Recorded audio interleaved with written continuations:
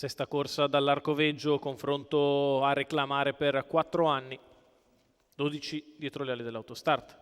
1 Eldorado, Sara Mangoni, 2 Scudo dei Greppi, Antonio Greppi, 3 Exit ed altri VP dell'Annunziata, 4 Etienne Latorre, Salvatore Valentino, 5 Eagle, Roberto Biagini, 6 Eva Chi, Alessandro Weslati. In seconda fila 7 Ofelia Dei Ri, Marco Volpato, 8 Euforia Rock, Alessio Di Chiara, 9 Neatav, Antonio Di Nardo, 10 Etienst, Roberto Vecchione, 11 Ermanno Getta, Alessandro Gocciadoro, 12 Estense Nib, Nicola Bortolotti. Macchina che raccoglie i partecipanti. Problemi per Eva Chi, che rimane distante. Si va. L'errore di Exit dei Daltri. È veloce Etienne Latorre Numero che prova ad andare al Exit comando. Al dei suo Daltri, interno c'è squalificato. Scudo dei Greppi, si imbocca la prima curva. E Scudo dei Greppi che rientra ad Etienne Latorre che prova ad insistere. 2 lottano sulla prima curva, ma alla fine Scudo dei Greppi riesce a rientrare all'avversaria. Si installa al comando. 6 Eva Chi, 200 metri in squalificato. 14,8 per il leader. Partita molto bene dalla seconda fila Euforia Rock, che è già seconda in corda. Precede Eagle, poi Enea Tav, quindi Ermanno Jet. 400 metri passati in 29,3 con Etienne Latorre che attacca Scudo dei Greppi, quale ovviamente rimane al comando. In corda c'è Euforia Rock, va a fare la seconda pariglia esterna Enea Tav.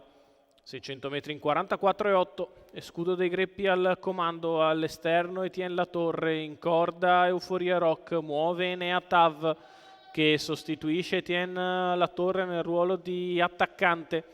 Dopo 800 metri passati in 1 minuto spaccato viene via anche Ermanno Jet, che rimane per il momento in terza corsia, deve aggirare Etienne Latorre. Intanto Enea Tav prova ad andare all'attacco di Scudo dei Greppi, il quale si mantiene in vantaggio. Euforia Rock in corda a precedere Eagle. Numero Chilometro 7 in 1.15 Euforia e 4. Dei Ri, squalificato. In vantaggio sempre Scudo dei Greppi al suo esterno. Enea Tav in corda, Euforia Rock in pariglia Ermanno Jet, poi Eagle, gli altri un po' più indietro con Eldorado che prova a farsi luce.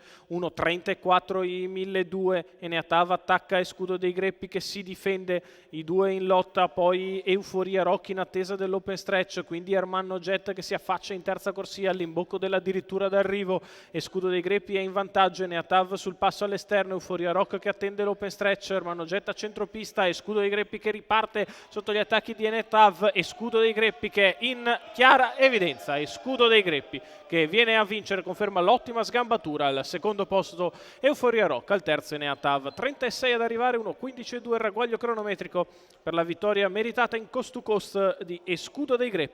Antonio Greppi per Roberto Biagini, colori di Nicola Del Rosso, successo del 4 anni da Pascia dei Greppi. In cost to coast, in bello stile, si impone questa reclamare. Al secondo posto è Euforia Rock, al terzo Enea Tav.